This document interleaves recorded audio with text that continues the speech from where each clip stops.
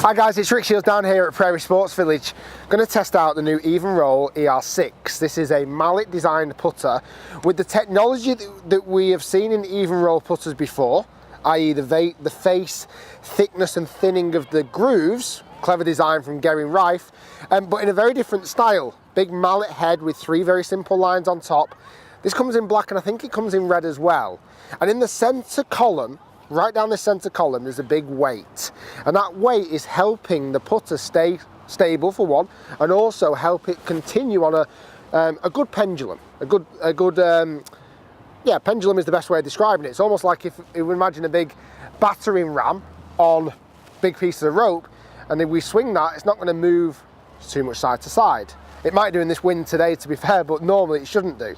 And the idea for that big weight in the middle, is putters are not allowed to be, and I didn't know this till recently, they have to be wider than they are front to back. So you couldn't have a putter that's really long with a really thin face. You could have a putter that had a very wide face and was only a short back, so you could have a mega wide blade, but you can't have a mega thin face and a super mallet. The rules in golf say you can't do that. So Gering Rife has created this putter to get around those issues. ER1 is the putter I've used before, the blade style, and I've been using this a couple of times on the golf course. The mallet design gives a lot of confidence when you set it up behind the ball. Certainly those big three lines, as I address this ball now, I feel like I've got a lot of guidance to where that putter face is aiming. It also then is complemented by some even more added effects, almost like groove type features on top in black, and then these two really deep canvases that highlight that middle weighted section in the middle of the head. So as soon as I set that down, because of its big wide base and all of that alignment is helping me hopefully aim that pretty straight. Nice fat handle on the grip. Let's give this a roll.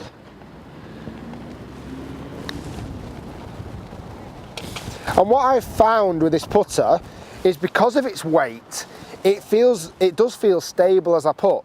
It feels like when I rock it back and forth, there's a level of stability within the putter.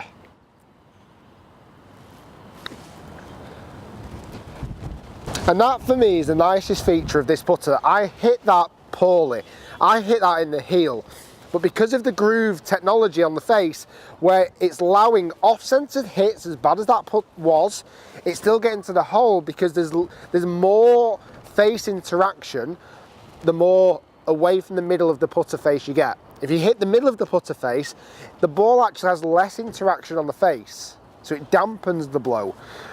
Therefore, not massively maximizing speed, or at least doing its best, but encouraging the spin, the top spin, the roll, where the side sections of the putter, the toe and the heel, the grooves are closer together, so if we do miss middle, which I do often, that the ball will still roll and still maximise speed. So we'll still get the ball up into the hole, and I found that on off-centred putts with this. Let's go again.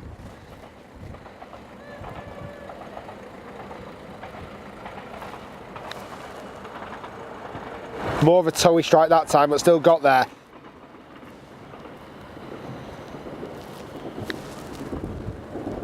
Yeah, nice roll.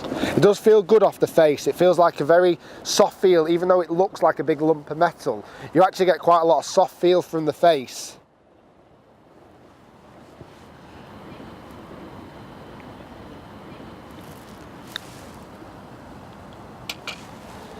That's a hole one eventually, didn't I?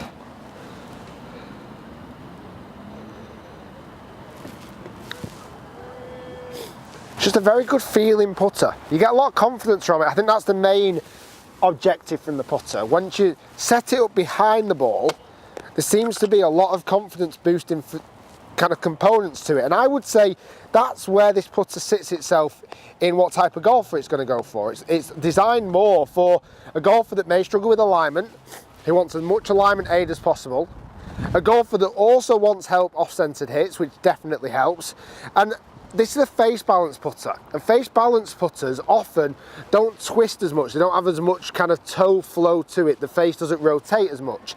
And again, for, let's say, inconsistent golfers, that's a good kind of putter to have. And this is why I've been using it a little bit more on the golf course, is that it restricts twisting.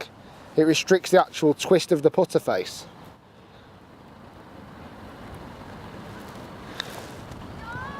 For me, those lines play a very powerful part in the whole design of this putter. I like the idea of that weight going through the middle. That gives me confidence of knowing that weight is there to help me. But those lines are just so clear and long, and the white and the black contrast really stand out. I think this putter also comes in red with the white lines, but I got it in the black, the Stealth model. I don't know if it's actually called Stealth model, but that's what I'm calling it. And it does feel good on long putts as well. I hit a few long putts earlier on, and it does feel good off those. Off-centered hits, I did see more of a drop-off on performance. I saw more come up short when I did hit toe and heel. For me, I'm only finding those toe and heel components to happen really within putt lengths of 15 feet. Once I start to get further out than that, I start to see off-centered hits. You don't quite get the same result. The ball's not quite getting to the hole enough. Well, on the short ones, they are still. That's the only thing I would say on those face grooves. That shorter putts, you get the same speed on the roll. You don't seem to sacrifice any distance. But on longer putts, they start to suffer, as any putter would. Let's go a couple more, see if I can hold these two in a row. Big pull. Aimed it straight, but pulled the putter. I need to let that battering ram do its work. Oh, one more. You can still see they get into the hole. Like I said, the chance of holing every one of these are slim.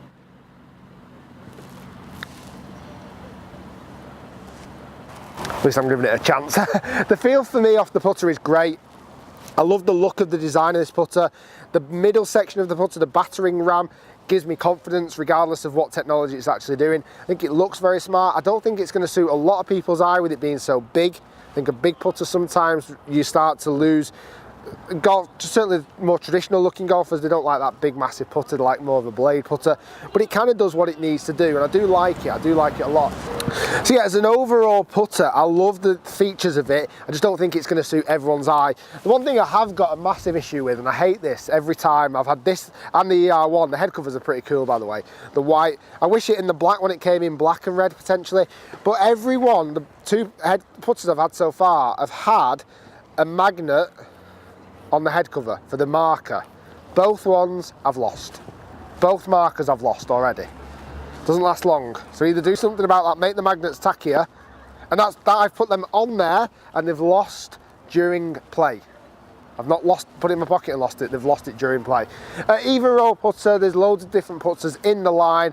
I love the idea of the face technology, certainly on the shorter putts. Longer, I start to see more of a drop off in performance as you would do on most of them. Feel great, and different designs are suiting different eyes as well. Gary Rife, the guy designing these, I got to meet him in January, great character, and really knows a lot about putters. Guys, thanks for watching. Hopefully you've enjoyed the video. If you have, give it a thumbs up. Comment below, what do you think of the EVNROLL ideas, technologies? What do you think about the ER6? I'm going to finish on this hole in this putt.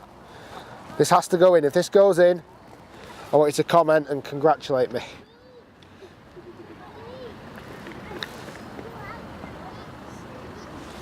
Oh, don't bother. Guys, thanks for watching, and we'll see you next time.